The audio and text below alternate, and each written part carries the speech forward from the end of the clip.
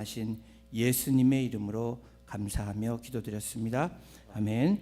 오늘 우리에게 주시는 하나님의 말씀은 고린도후서 2장 1절에서 11절까지의 말씀입니다. 제가 갖고 있는 신약성경 287페이지입니다.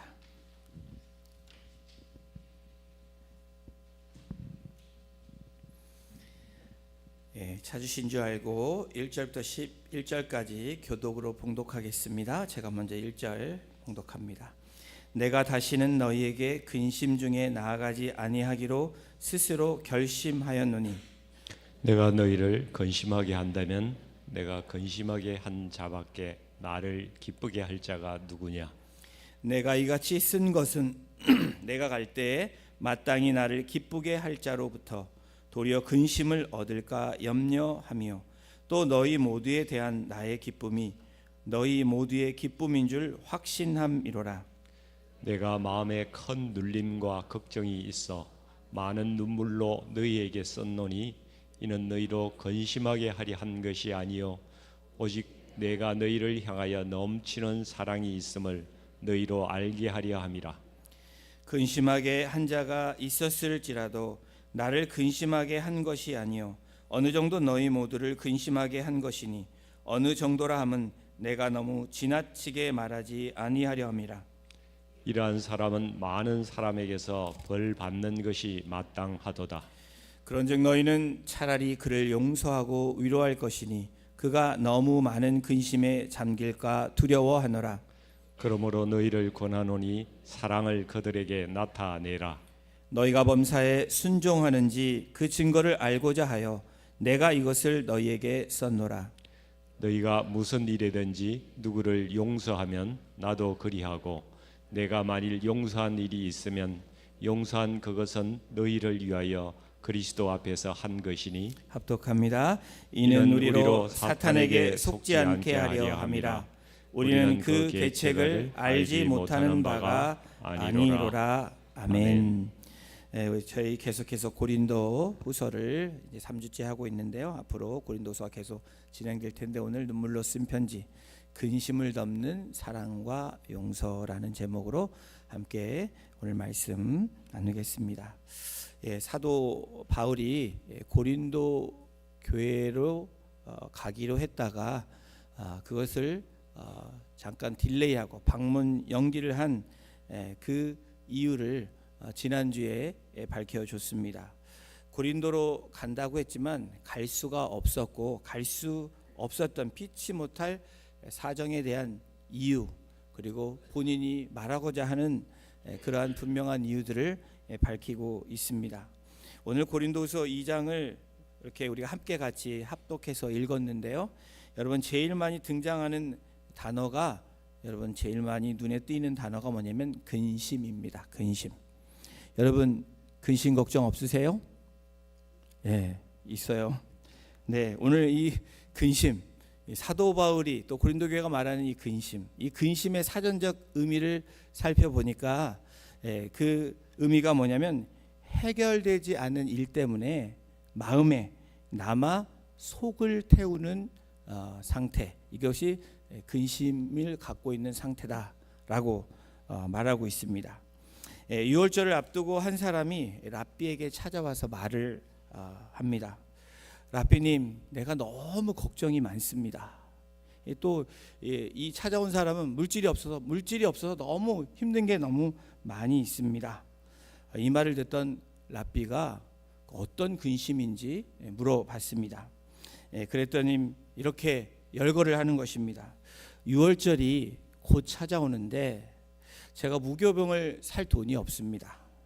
또 포도주도 살 돈이 없고요. 또 먹을 만한 음식, 고기도 살 돈이 없고 또 이렇게 옷도 사야 되는데 아내 옷과 자녀들 옷 살 돈도 없습니다. 이렇게 말하는 것입니다. 이 말을 듣고 난 랍비가 다시 질문합니다. 그럼 무교병이 얼마 정도 됩니까? 그렇게 물어보니까 한 10불 정도 됩니다. 포도주는요 한 20불 정도면 살 수 있습니다. 고기는요 한 50불 정도면 그냥 그럭저럭 살 수 있을 것 같아요. 아내 옷은요 그랬더니 100불이요. 자녀는요 50불이요. 이렇게 한참 듣던 이 랍비가 조용히 말을 합니다. 이제 당신은 돌아가서 다른 것 걱정하지 말고 한 가지만 걱정하십시오. 그리고 하나님께 기도하십시오. 백불을 달라고 이렇게 이야기했다고 합니다. 무슨 말인지 모르시죠? 귀 있는 자는 들을지어다. 아내만 걱정하면 됩니다. 다른 거 걱정하지 말고 아내 사줄 것만 걱정하라는 이 유머이지만 또 예화이지만 여러분 우리에게는 늘 일상에 근심이 있습니다. 걱정거리가 늘 끊이지 않는다라는 거예요. 그래서 믿음의 길을 살아갈 때도 예수님을 잘 믿는다고 신앙생활을 한다고 하면서도 우리에게 해결되지 않은 문제들로 인해서 기쁨보다는 근심으로 또 근심이 깊어져서 우리가 슬픔으로 또 이 슬픔에 표현되는 우리의 이 모습 가운데 눈물을 흘리는 날들이 하루 이틀이 아닐 것입니다. 우리가 어떻게 이와 같은 근심의 문제를 해결할 수 있을까? 오늘 고린도 교회를 향해서 사도 바울이 이 같은 마음, 또 본인도 근심이 있었고 또 근심이 있을까봐 걱정하는 사도 바울의 마음과 또 문제들을 오늘 본문을 통해서 함께 살펴보고 또 우리가 그 근심을 풀 수 있는 문제가 무엇인지 함께 나눠보기를 원합니다. 오늘 본문에 나타나는 바울의 첫 번째 근심은 뭐였냐면 바울이 고린도 교회를 방문한 것에 대한 고린도 교회 안에 갈등의 문제를 들었고 문제가 있었던 것을 알았기 때문에 바울의 근심은 교회 안에 갈등이 첫 번째 근심이었습니다. 고린도 교회를 방문했다가 마게도냐로 올라가서 다시 고린도 교회를 방문하려고 하는 그 계획. 그런데 이 고린도 교회로 다시 오려고 할 때에 여러분 고린도 교회 방문에 대해서 듣게 됩니다. 고린도 교회에서 바울이 방문하는 거에 대한 두 부류가 생긴 거예요. 두 그룹이 생긴 거예요. 한 그룹은 바울이 오는 것을 빨리 오기를 기대하는 그룹이 있는 반면에 또 한 그룹은 오지 않기를 반기지 않는 그룹이 있다라는 것을 알게 됩니다. 바울이 고린도에 다시 오는 것을 환영하지 않는 쪽의 이유를 바울은 알고 있습니다. 왜냐하면 바울이 첫 번째 방문해서 고린도전서에 일어났던 많은 문제들이 있지 않아요? 갈등이 있고 서로 간에 분쟁이 일어났고 또 어떤 은사 문제로 인해서 서로가 마음이 불편한 그런 관계 그리고 또 교회 질서를 어지럽힘으로 사도 바울이 권면함으로 그렇게 일을 처리하게 되므로 일어났던 또 결과론적으로 일어났던 또 일들이 일어났습니다. 그 문제를 풀기 위해서 사실은 해결책을 주었음에도 불구하고 그 해결책이 옳은 것이었지만 그것들로 인해서 한쪽은 옳다라고 얘기했을 것이고 또 당하는 쪽은 못마땅하고 섭섭했을 것이라는 거예요. 그래서 바울이 오는 것에 어느 한쪽은 반기지 않았다라는 겁니다. 그래서 바울의 근심은 자신을 환영하지 않은 사람 때문에 근심도 있었겠지만 더 큰 근심은 이로 인해서 교회 안에 갈등이 생긴 것에 대한 바울의 마음의 근심이 있었던 것입니다. 그러면서 고린도후서 2장 1절에 죄송합니다. 바울이 이렇게 시작을 합니다. 우리 2장 1절 한번 다시 읽어보겠습니다. 내가 다시는 너희에게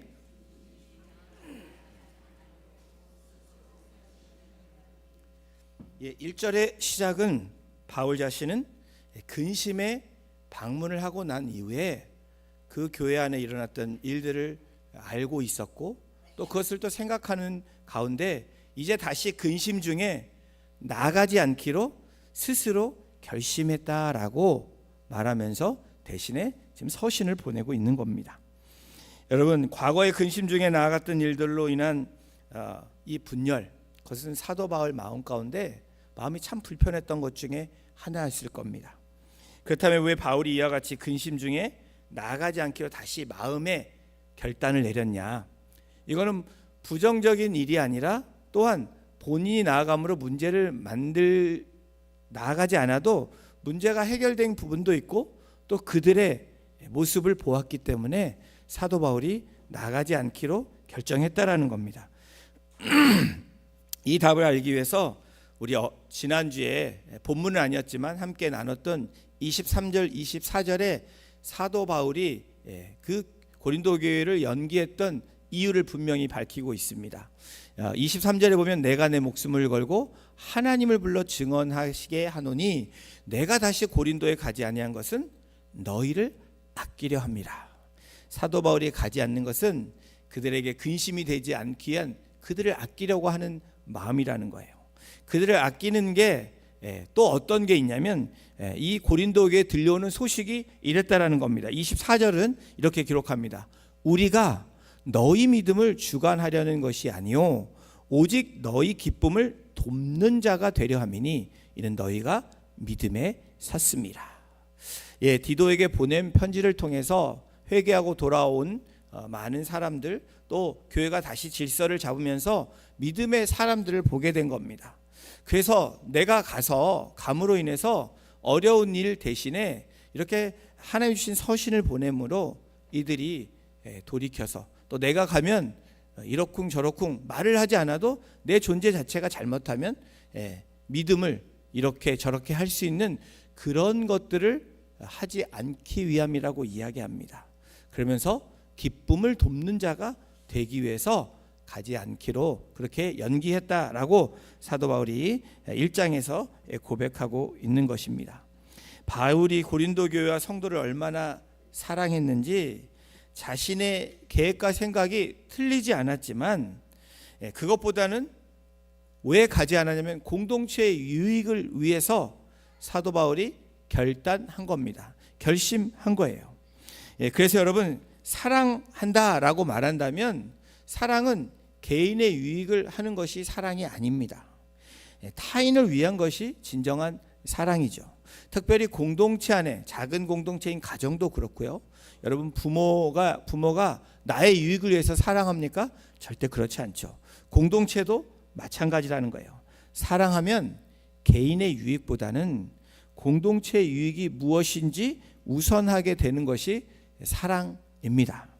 여러분, 고린도서 2장 3절에 사도 바울이 그거에 대한 설명을 하고 있어요. 내가 이같이 쓴 것은 내가 갈 때에 마땅히 나를 기쁘게 할 자로부터 도리어 근심을 얻을까 염려하며 또 너희 모두에 대한 나의 기쁨이 너희 모두의 기쁨인 줄 확신함이로다. 이 확신이 있었습니다. 사랑의 확신이 우리에게 필요해요. 공동체 안에는 사랑의 확신이 필요합니다. 나의 유익을 위한 확신이 아니라 공동체를 위한 확신이 우리에게 필요하다라는 거예요. 바울은 여러분 자신의 상황 그 모습을 하나님 앞에서 점검한 겁니다. 또 내가 감으로 일어났던 일들을 생각했을 거예요. 이 방문이 변경될 수 있었던 분명한 이유도 있고 또 하나님이 그렇게 말씀해주고 그 마음에 말씀대로 순종함으로 사도 바울이 개인의 유익이 아니라 공동체의 유익을 위해서 내가 그렇게 확신하고 가지 않게 되었다라고 고린도 교회와 성도들에게 전하고 있는 겁니다. 고린도 성도들 향한 이 모습, 근심을 얻을까 염려했다라는 이 마음, 여러분, 이 마음은 사랑하는 사람들에게 나타나는 마음이라는 거예요. 사랑이 있는 사람들에게 나타나는 마음이에요. 이 self-centered된 사람, 이기적인 사람은 나만 생각하지만 타인을 사랑하고 이 사랑에 아는 사람은 어떤 사람입니까? 근심을 가질까 봐 그것조차도 걱정하며 염려하는 그 타인을 생각하는, 공동체를 생각하는 그러한 사랑이 있는 이 사도 바울의 모습을 우리가 고린도 후서에서 다시 보게 됩니다. 그러면서 그 상태의 마음을 사도 바울이 어떻게 전하고 있냐면 2장 4절을 우리 함께 같이 합독해 보겠습니다. 시작. 내가 마음에 큰 눌림과 걱정이 있어 많은 눈물로 너희에게 썼노니 이는 너희로 근심하게 하려 하는 것이 아니요 오직 내가 너희를 향하여 넘치는 사랑이 있음을 너희로 알게 하려 함이라. 바울에게 큰 눌림과 걱정이 있었다라고 사도 바울의 심정을 그대로 표현하고 있는 이 장면이 2장 4절에 있습니다. 그런데 사도 바울이 큰 눌림과 걱정에서 끝나는 것이 아니라 뭘 했다 그래요? 사랑의 편지를 쓰고 있습니다. 눈물의 편지를 지금 쓰고 있는 거예요. 그 서신이 지금 고린도 교회에게 전달이 되어 읽혀지고 있을 거라는 거예요. 여러분, 사랑의 편지, 그것은 눈물의 편지죠. 눈물의 편지는 나를 위한 눈물이 아니라 상대방을 위한 눈물이라는 거예요. 우리 주님이 눈물로 기도하셨을 때 누구를 위한 눈물이셨을까요? 내가 십자가에 달려 죽을 거라는 그거에 대한 눈물이셨을까요? 아니죠. 아직도 무지하고 그 죄를 깨닫지 못하고 아직도 메시아를 모르는 그들을 향한 눈물. 여러분, 진정한 사랑은 나를 위한 것이 아니라는 겁니다. 그리스도의 사랑이 우리가 최고의 사랑이라고 이야기하죠. 목숨까지 버리며 사랑하는 그 사랑, 그것은 나를 위한 것이 아니라 타인을 위한 사랑이었다라는 거. 여러분, 이 내가 마음에 큰 눌림과 걱정이 있어 많은 눈물로 너희에게 썼노니. 여러분, 사랑의 편지를 써보신 적 있으세요? 이 김세화의 눈물로 쓴 편지는 버릴 수가 없어요. 이런 유행가 가사를 아시죠? 여러분, 그 가사처럼 어쩌면 눈물로 쓴 편지는 참으로 나뿐 아니라 다른 사람에게도 감동이 된다라는 겁니다. 여러분, 눈물로 쓴 편지, 우리 부모님들이 자녀들을 위한 편지가 늘 눈물로 쓴 편지일 거예요. 또 사랑하는 사람들 위해 쓴 편지는 눈물로 쓰지 않으면 쓸 수 없는 편지일 겁니다. 여러분, 오늘 사도 바울이 눈물로 쓴 편지는 바로 사도 바울이 어떤 은혜를 깨달았을까요? 바로 예수님으로부터 받은, 하나님으로부터 받은 그 큰 은혜를 깨닫는 사람이 할 수 있는 부분입니다.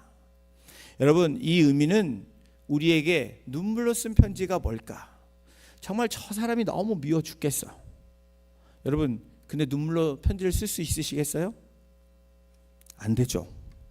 근데 사도 바울의 눈물로 쓴 편지는 어떤 편지였냐? 바로 저는 오늘 우리들에게 적용되는 이 편지는 여러분, 눈물로 기도하는 것이 눈물로 쓴 편지라는 거예요. 여러분, 마음이 힘들 때 어떻게 합니까? 사도 바울은 큰 눌림과 걱정으로 끝난 것이 아니라 기도의 자리로 나아갔다라는 거예요. 이 서신을 쓰는 이 글이 그들에게 전해졌지만, 글만 전해졌을까요? 그 마음과 기도가 함께 실려져서 고린도 교회를 향해서 전달되었다라는 거예요. 바울이 앞서 디도편에 보낸 서신 속에서 고린도 교회의 실수, 범죄, 이것을 아마도 무섭게 꾸짖었을 거예요. 그리고 속된 말로 눈물이 쏙 나올 정도로 혼을 냈을 거라고 추측을 합니다. 그래서 감동의 편지뿐 아니라 간절한 편지, 또 그들을 리뷰하는, 다시 돌이킬 수 있는 그 내용으로 썼기 때문에 사도 바울이 어쩌면 또 그런 내용 가운데 마음이 조금은 힘들었던 부분이 있었지 않았을까. 여러분, 그렇지만 사도 바울의 이 그 다음 모습은 정말 눈물로 다시 편지를 쓰고 있는 거예요. 그 고린도 전서는 그들을 향해서 잘못된 부분을 그렇게 판단하고 이야기하고 조언했다면, 지금 이 고린도후서는 사랑으로 지금 편지를 그들에게 다시 쓰고 있다라는 겁니다.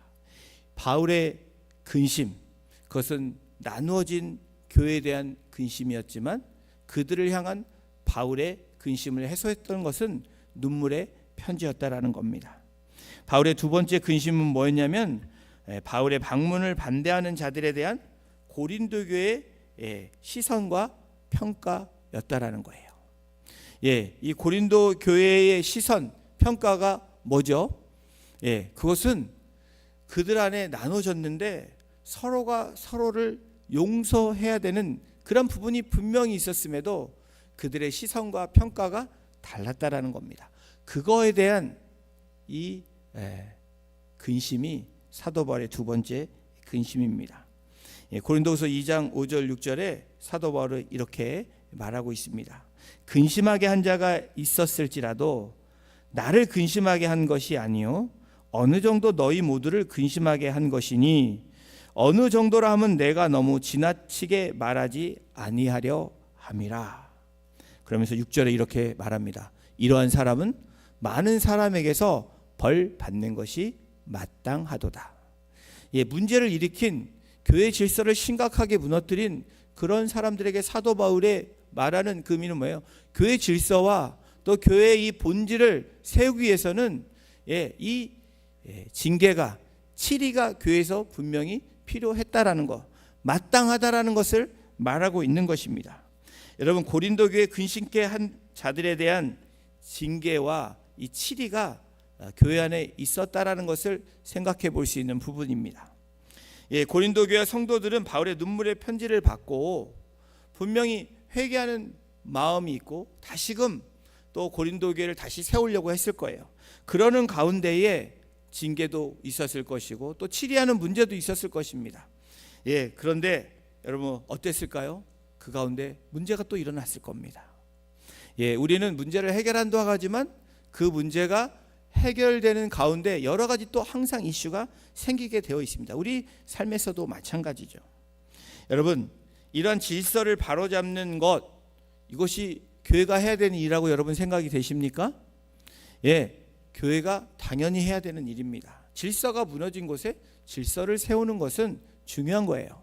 가정이 질서가 무너졌다면 가정의 질서를 세워야 온전한 가정으로 될 수 있고, 교회도 마찬가지고요, 사회도 국가도 마찬가지입니다. 여러분, 교회의 중요한 세 가지 이 표지, 지표, 표지, 교회를 나타내는 세 가지 중요한 게 있다면 여러분 뭐라고 생각하십니까? 어떤 분이 이렇게 얘기를 합니다. 저는 이게 동의가 되는데, 첫 번째, 이 교회의 첫 번째 표지는 뭐냐면 올바른 말씀 선포가 되어져야 된다라는 거예요. 굉장히 중요합니다. 교회. 이것이 무너지면 여러분들이 제가 말씀을 선포할 때 제 이야기라고 마음대로 한다, 이러면 올바른 말씀 선포가 아닌 거예요. 여러분들이 주시하셔야 돼요. 그렇다고 뭐가 틀렸나 이렇게 거기에 집중하지 마시고 전체적인 이 말씀이 하나님의 뜻과 다르다 하면 여러분들이 그것도 치리해야 되는 부분이라는 거예요. 맞죠? 두 번째 이 표지는 뭐냐면 올바른 교회 안에 성례가 있어야 된다는 거예요. 우리가 침례가 이루어져야 되고 또 우리의 주의 만찬이 이루어져야 돼요. 주님이 말씀하신 것에 교회가 그렇게 잘 의식을 잘 갖추고 따라가고 있냐, 이것이 두 번째 중요한 부분입니다. 이 첫 번째, 두 번째는 그래도 교회들이 합니다. 그런데 이 세 번째가 문제인데, 이 세 번째 표지는 뭐냐면 바로 올바른 교회의 치리가 있냐 없냐라는 거예요. 여러분, 사랑의 공동체가 우선 되어야 되는 게 뭐라고 생각하십니까? 우리가 잘 알고 있습니다. 교회가 말씀이 선포돼야 되고 또 하나님 말씀하신 대로 교회 사역을 이끌어 가야 되는데, 또한 문제가 일어났을 때 교회가 해야 되는 중요한 것들이 치리인 거예요. 어떻게 교회를 잘 다스릴까? 그렇다고 목사 마음대로 또 리더들 마음대로가 아니라 성경에 입각해서 그 이루어진 질서를 만들어 가는 것이 교회가 해야 되는 중요한 역할이라는 거예요. 여러분, 기독교가 사랑이다, 사랑의 종교라고 이야기합니다. 사랑은 모든 것을 그냥 잘못해도 덮는 게 사랑입니까? 여러분, 그렇지 않죠. 그냥 용납한다고 그냥 넘어가는 것이 잘 되는 것이 사랑한다라는 의미가 아니라는 겁니다. 사랑은 죄를 용서하지만 그냥 묵인하는 것은 사랑이 아님을 우리가 알고 있습니다. 여러분, 우리 속담에 매를 아끼면 뭐가 있다고 얘기해요? 자녀를 버린대요. 이 매를 든다라는 것이 꼭 좋은 의미는 아니지만 시도 때도 없이 매를 들면 안 되죠. 그러나 꼭 중요한 부분은 가정 안에서도 잘못된 부분을 이야기하고 올바르게 하는 거, 그게 치리하는 거예요. 때로는 자녀에게 처벌도 주잖아요. 이런 것이 가정을 질서를 세워나가는 것처럼 교회 공동체도 마찬가지라는 겁니다. 매를 아끼면 자녀를 버린다라는 의미가 무슨 의미예요? 사랑스럽다고 하면 그걸 아무렇게나 그냥 넘어가고 용납하면 어떻게 돼요? 결국 올바른 길로, 올바른 자녀로, 올바른 사람으로 성장할 수 없다라는 것을 말하고 있는 겁니다. 여러분, 교회의 공동체, 사랑의 공동체라고, 믿음의 공동체라고 말하면서 그냥 대강 넘어가고 정말 죄를 지었는데도, 잘못했는데도 그냥 덮어버리는 거, 그것이 다가 아니라는 거예요. 여러분, 오늘날 교회를 우리는 똑똑히 보아야 됩니다. 또 우리 교회를 또 되돌아봐야 됩니다. 또 교회인 저와 여러분들을 되돌려 봐야 됩니다. 그리고 우리를 하나님 앞에 이렇게 다시 한번 내어놓아야 되는 그 부분이 왜 그렇습니까? 부패한 교회를 우리는 보고 있습니다. 부패한 성도들을 보기 때문에 부패한 교회가 되는 거예요. 오늘날 교회 가운데에 목회자가 사회적으로 불미스러운 일들이 미디어에 나옵니다. 리더들의 모습들이, 또 성도들의 모습들이 그리스도인들이 이렇다라는 일들이 지금 세상 사람들이 보고 있고 그렇게 드러내고 있다라는 거예요. 여러분, 왜 이렇게 되었을까? 교회 공동체가 세 번째, 여러분, 이 표지를 하지 않기 때문이라는 거예요. 무엇입니까? 순수성을 지키려는 치리와 징계가 어느 순간에 그냥 무너져 버리고 안 하고 있다라는 거예요. 불의를 보고도 아무런 반응이 없습니다. 그냥 덮는 게 최선이야라고 말하는, 그렇게 넘어갈 때가 많이 있다라는 거예요. 여러분, 그렇다고 막 정지하고 이런 의미가 치리가 아닙니다. 권면해야 되고 찾아가 권면하고, 그게 안 됐을 때는 어떻게 합니까? 교회가 정한 테두리 안에서 질서를 지키며 징계는 때로 필요하다면 해야 된다라는 거예요. 제가 들은 이야기입니다. 우리 공동체에 아는 분을 통해서 들은 이야기인데, 한국에서 일어난 일입니다. 교회 안에 문제가 발생하면 돈 문제, 이남 문제, 아니면 뭘까요? 이 섹스 스캔들입니다. 교회 안에서도 그런 일들이 비일비재하게 일어나고 있다라는 거예요. 많은 세상보다는 덜하지만 교회 안에서도 충분히 일어나는 일. 그런데 그분 친구분이, 이건 허락받지 않았는데 이름을 안 밝히니까, 친구분이 무심코 그것을 전화를 받게 돼서 둘이 전화가 잘못 눌러진 거예요. 저도 가끔씩 전화를 잘못 눌리는데, 여러분, 이상한 행동하지 마십시오. 이상한 나쁜 말 하지 마십시오. 좋은 말을 항상 쓰셔야 돼요. 근데 그 불륜 관계에 있는 사람들이 전화가 이 친구한테 걸려와서 둘이 그 의계를 알게 된 거예요. 그래서 이분은 마음에 그런 마음이 있어서 얘기를 했는데 다 발뺌을 하겠죠.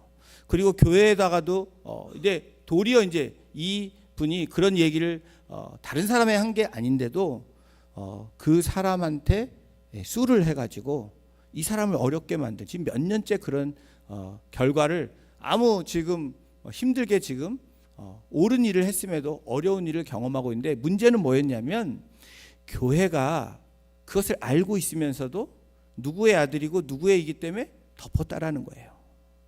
여러분, 이게 옳은 일입니까? 필요한 권면을 하고 그게 안 들으면 징계를 해서라도 그것을 잡아가는 것이 공동체에 필요한 거라고 저는 생각이 됩니다. 아니, 그렇게 해야 된다라고 믿습니다. 왜요? 그것을 덮기 시작하면 여러분, 그런 일들이 계속 생기게 되니까. 그것은 누구를 싫어하고 잘못된 것이 아니라, 그렇다고 모든 사람에게 알린다라는 의미가 아닙니다. 우리가 해야 되는 그 죄에 대한 것은 분명하게 밝히고 그 사람을 권면해서 회개하게 하고 다시 돌아올 수 있게 해서 건강한 그런 그리스도인으로 돌아오게 하는 것이, 이것이 합당한 치리라는 거예요. 여러분, 이런 것을 하지 않을 때 정말 저 사람이 방탕한 생활을 한다, 그냥 내버려두면 어떻게 돼요? 방관자가 되는 겁니다. 지체를 내버려두는 것도 방관자예요. 먼저 눈물의 편지를 써야 되겠죠. 내가 지금 말할 수 없다면 하나님께 우리가 가서 기도하고, 그 사람에게 또 하나 성령이 말씀하시면 가서 조용히 그렇게 권면을 하고, 그게 안 들을 때는 리더한테 얘기를 해서 권면을 해서 바로 잡아가는 것, 이것이 중요한 치리, 징계의 그런 부분이라는 거예요. 그런 단계라는 겁니다. 여러분, 어떤 정도로 교회가 해야 될까? 여러 가지 생각들이 있을 것입니다. 사도 바울이 오늘 고린도 후서 2장에서 이러한 징계에 대한 벌 받는 게 마땅하다라고 얘기하면서 어느 정도로 얘기하냐? 고린도서 2장 5절에 어느 정도로라고 이야기를 합니다. 그 의미는 그냥 대략하라는 의미가 아니에요. 모두를 근심하게 하게 하는 것이 아니라 어느 정도 그 선에서 자기가 해야 되는 부분을 해야 된다라는 거예요. 또 하나는 뭡니까? 2장 7절에 보면 너무 많은 근심에 잠기지 않도록, 교회가 폭풍 가운데 가지 않도록 빨리 문제가 적을 때 해결하는 것이 가장 최선의 방법입니다. 여러분, 교회 공동체 징계를 실행할 때 이 어느 정도로 너무 많은 근심에 잠기지 않도록 하라는 그 의미가 뭘까요? 어느 정도로 그냥 대략대략 하라는 것이 아니라, 또 근심이 있으니까 눈치 보고 하라는 것이 아니라 신중하게 하라는 의미입니다. 사도 바울이 신중하게 했을까요, 안 했을까요? 신중하게 했겠죠. 교회 공동체의 이 7위 징계는 교회의 본질과 질서를 세우기 위함입니다. 그것이 반드시 그것이 목적이 돼야 되고, 감정이나 어떤 사람을 미워해서 징계와 7위를 하는 게 아니라는 거예요. 그리고 그 공동체의 7위 징계는 성도의 거룩함을 유지하고 회복시키는 데 목적이 있다라는 거예요. 뭘요? 교회의 질서, 또 하나는 그 대상자의 거룩함을 유지하고 회개하고 돌이키는 데 이유가 목적이 있다라는 겁니다. 고린도서 2장 7절에 사도 바울이 이렇게 말합니다. 그런즉 너희는 차라리 그를 용서하고 위로할 것이니 그가 너무 많은 근심에 잠길까 두려워하노라. 2장 7절만 보면 너희는 차라리 그를 용서하고, 이 차라리라는 말을 영어의 이 단어를 봐서 한국말로 바꾸면 너희는 대신에 그를 용서하고, 분명히 징계를 받음이 마땅하다. 그런데 너는 그냥 그를 용서하고. 여러분, 이 용서라는 말에 무조건적이 아닙니다. 사도 바울이 말하는 이 용서, 차라리 대신에 그를 용서하고, 여기에서의 용서는 회개가 전제돼 있어야 된다라는 거예요. 회개 없는 용서는 진정한 용서가 될 수 없습니다. 여러분, 자녀들이 그냥 넘어가서 덮어주는 게 맞습니까? 예를 들어서 아니면 이거 잘못했어요 라고 회개하고 돌이켰을 때에 그것을 용서해 주는 게 옳은 일입니까? 공동체도 마찬가지라는 거예요. 바울이 말하고 싶은 초점은 용서가 무엇인가에 대한 그 초점도 있지만, 더 중요한 것은 공동체 안에서 연약해서 넘어져서 쓰러지는 그런 지체들에게 이 2장 7절의 의미는 여유를 두게 하라는 거예요. 몰아붙이지 말라라는 거예요. 너 잘못했어? 이리 와. 그래서 이거 벌 주고, 이런 의미가 아니라는 겁니다. 먼저 사랑으로 기도하고, 또 다가가서 조용히 권면하고, 그게 안 됐을 때는 다시 또 리더들과 의논해서 또 권면하고, 그게 계속해서 반복되어지고 안 된다, 이럴 때 교회가 정하는 범위에서 바로 징계와 치리가 이루어지는 것. 이것이 성경이 말하는, 오늘 사도 바울이 고린도 교회를 향해서 이야기하고 있는 그런 부분입니다. 여러분, 믿음의 공동체인 이 교회의 치리는 죄인의 낙인을 찍는 것이 아니라, 죄를 지었다고 공동체에게 여러분 함께 할 수 없다고 각인시키는 그러한 처리가 아니라, 바른 신앙을 갖도록, 다시 제자리에 올 수 있도록, 거룩함을 유지할 수 있도록, 다시 주님의 자녀로 살아갈 수 있도록 돕는 데 목적이 있다라는 거예요. 그를 용서하고 위로할 것이니 그가 너무 많은 근심에 잠길까 두려워하노라. 여러분, 회개한 사람에게는 우리가 또 어떻게 해야 됩니까? 용서하고 어떻게 해요? 위로해 줘야 된다라는 거예요. 무조건적인 괜찮아가 아닙니다. 잘못한 것은 때로는 꾸짖어야 되지만, 그 꾸짖음에서 끝나는 것이 아니라 위로해 주고 괜찮다고 다독여 주고 격려해 주는 것, 다시 할 수 있다라고 얘기해 주는 것, 이것이 사랑의 공동체, 믿음의 공동체가 해야 되는 바로 질서를 세우는 일이라는 거예요. 여러분, 사랑의 징계는 뭘 의미합니까? 우리 자녀들 보면 알 수 있죠. 잘 되기를 바라는 마음으로 벌을 주는 거예요. 또 더 성숙해지고 성장하기를 바라는 마음으로 벌을 주는 것입니다. 또한 거룩하기를 바라는 마음으로 그렇게 하지 않습니까? 이것이 우리 가정 안에서 이루어지는 그 모습처럼 공동체도 우리가 다른 사람을 정죄하는 것이 아니라 말씀에 입각해서 또 교회의 질서를 위해서 해 나가는 것이라는 거예요. 징계를 한다면 교회는 이러한 정신과 마음으로 해야 된다라는 거예요. 여러분, 섣불리 정죄를 하면 안 됩니다. 섣불리 잘못했다라고 얘기하면 안 된다라는 거예요. 여러분, 그런 부분들이 우리에게 필요합니다. 징계를 받는 자들은 또 자신의 모습을 들었을 때 돌아봐야 되고 하나님 앞에 엎드리고 회개함으로 돌아올 수 있는 그 마음으로 받아들이는 것, 이것이 교회를 세워나가는 일이며 서로를 사랑하고 함께 공동체로 세워나가는 중요한 일이라는 거예요. Together we build. 2025년대 우리 공동체에게 주신 이 댐, 이 느헤미야 4장 6절의 말씀, 여러분, 이 말씀이 왜 이 말씀을 주셨을까?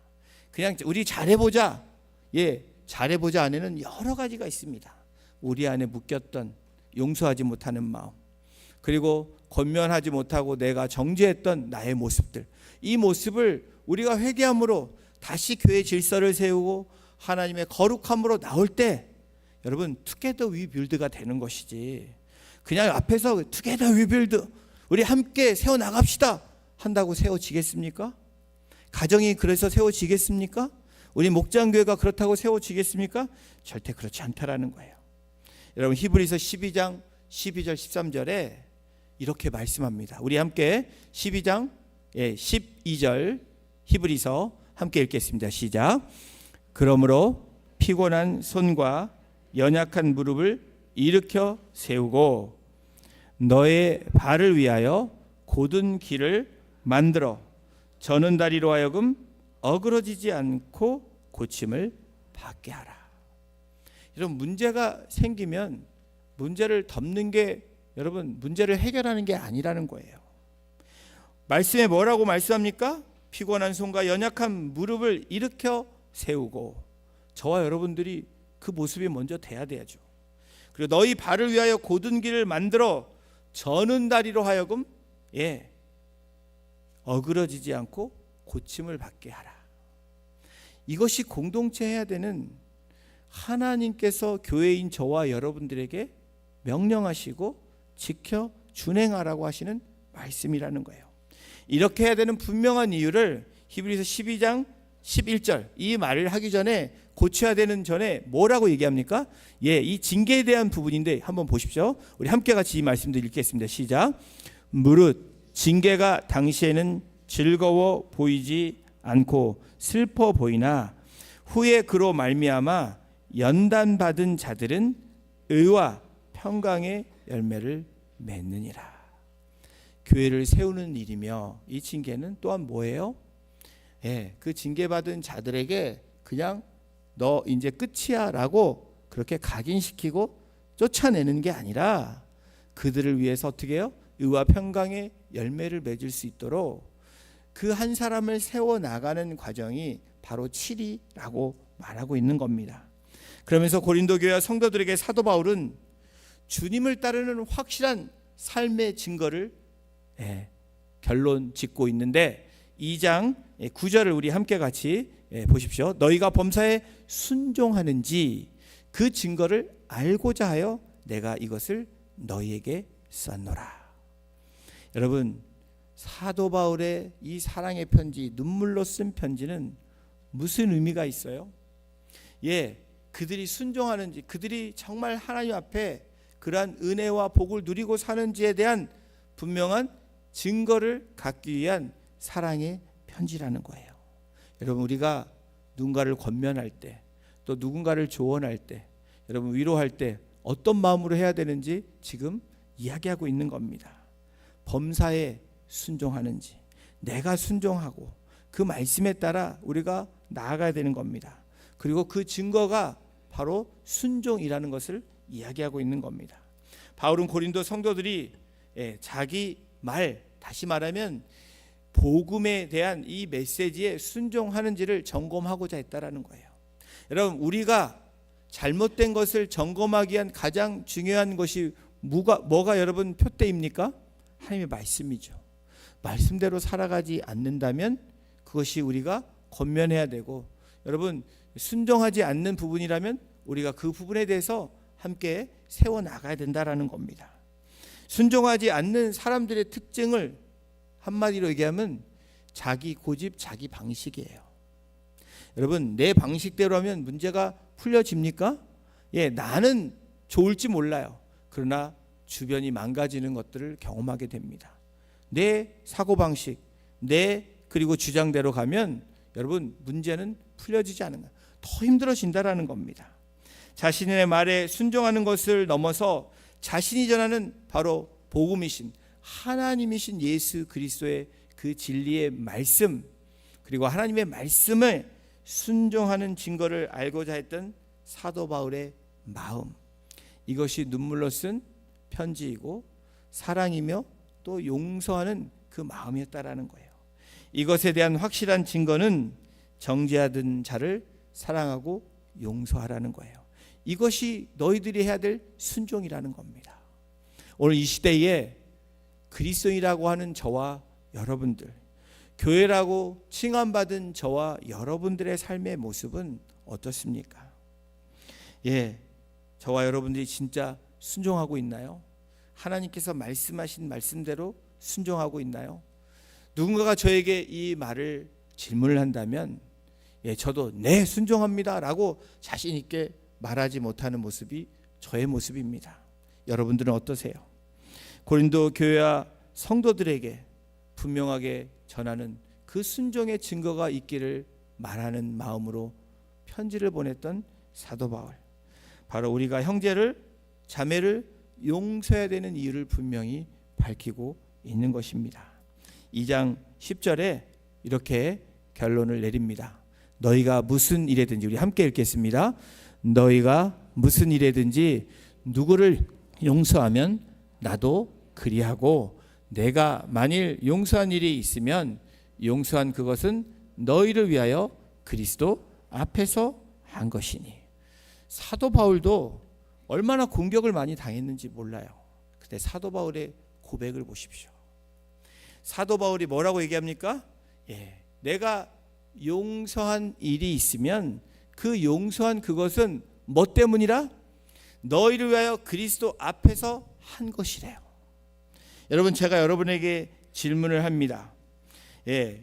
나를 공격했던 사람, 나를 괴롭혔던 사람, 그리고 내가 그렇게 하지 않았는데 루머를 퍼뜨려서 물질적으로, 정신적으로, 그리고 육체적으로 나를 괴롭히고 나를 속인 사람, 그런 사람 용서하기 쉬우세요? 쉽지 않죠. 나와 관련되지 않은 일에는 여러분들이 객관적으로 그렇게 해야 된다라고 얘기해요. Yes 라고 얘기해요. Of course 그렇게 해야 되죠 라고 여러분들 답변할 거예요. 근데 그게 내 문제라면 여러분 어떡합니까? 직접 자신과 연관되면 No, wait, I need time 이렇게 얘기할 거라는 거예요.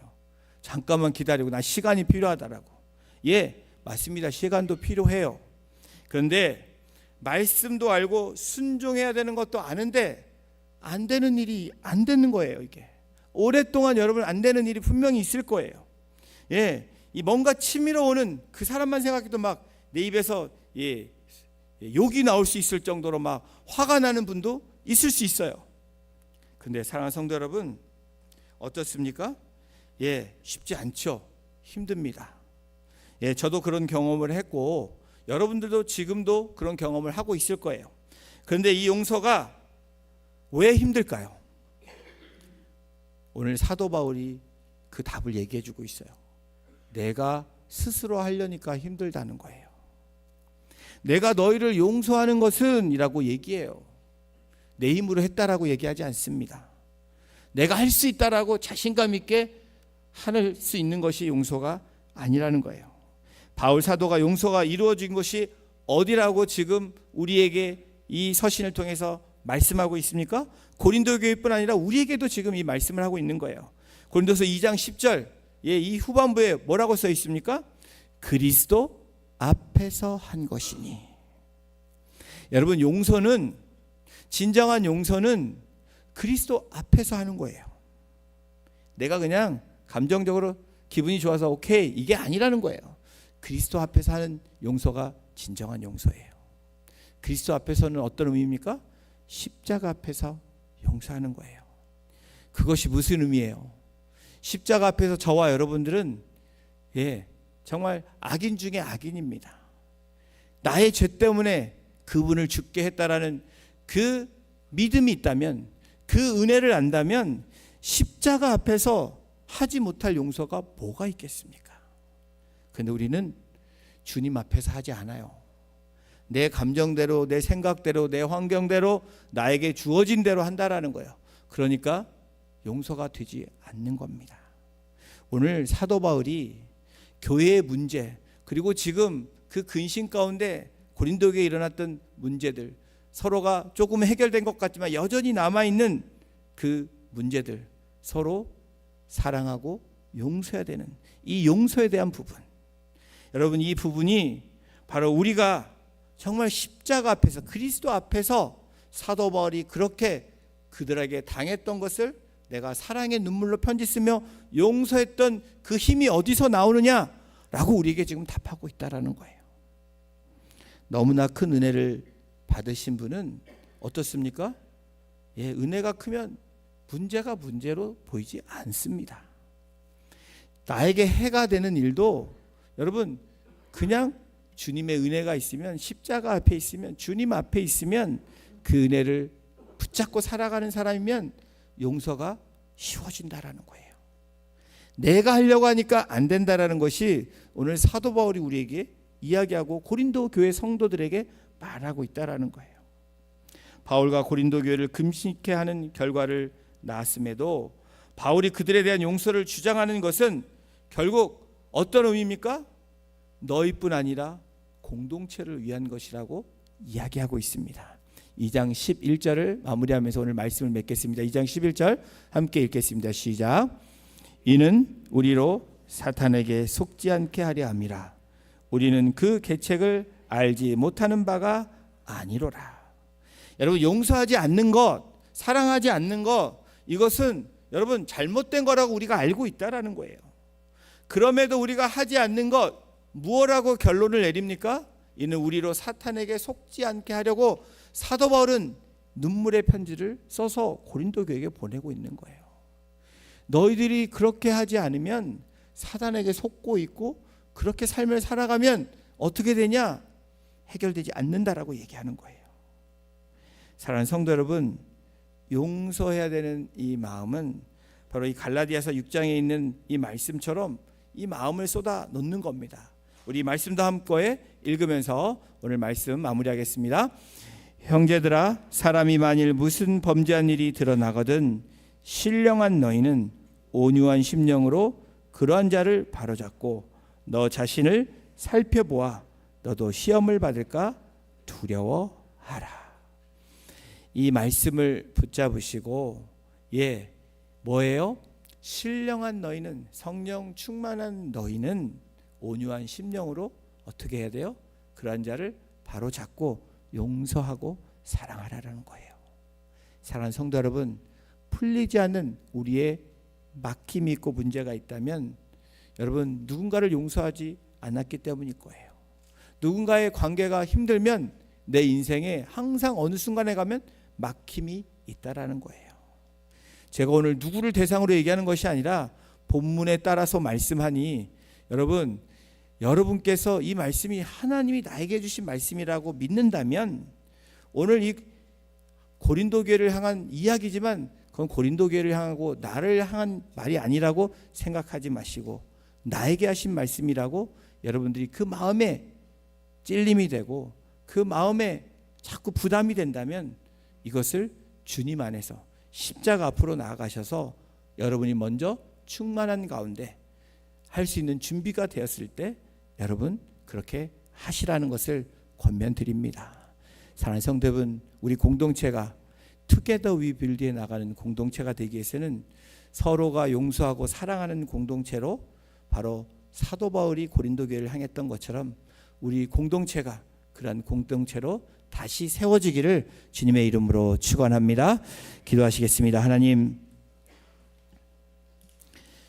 사람이 무슨 범죄한 일이 드러나거든 신령한 너희는 온유한 심령으로 그러한 자를 바로 잡으라고 말씀하시는 그 말씀에 그게 나일 수 있고 내가 또 그러한 일을 해야 되는 그러한 대상자가 될 수 있는 것을 다시 한번 돌아보며 용서하지 않는 마음이 나의 마음 가운데 있다면, 사랑하지 않는 마음이 나의 마음 가운데 있다면 그 묶여있던 그 마음들이 예수 그리스도 앞에서 십자가 앞에서 엎드려지게 하시고 나를 돌아보게 하셔서 충만한 가운데 주님 앞에 순종함으로 나아가서 사랑하고 용서하는 그런 한 주간 또 우리 삶이 될 수 있도록 우리 성도님들 한 분 한 분을 주장하여 주심으로 이 묶였던 문제가 풀려지는 역사가 있게 하심으로 우리 공동체가 정말 주님이 바라시고 원하시는 Together We Build에 나갈 수 있는 다시 세워지는 공동체로 인도해 주시기를 간절히 간구하며 우리를 구원하신 예수님의 이름으로 감사하며 기도드렸습니다. 아멘. 우리 다 같이 나셔서 같이 찬양 드리겠습니다.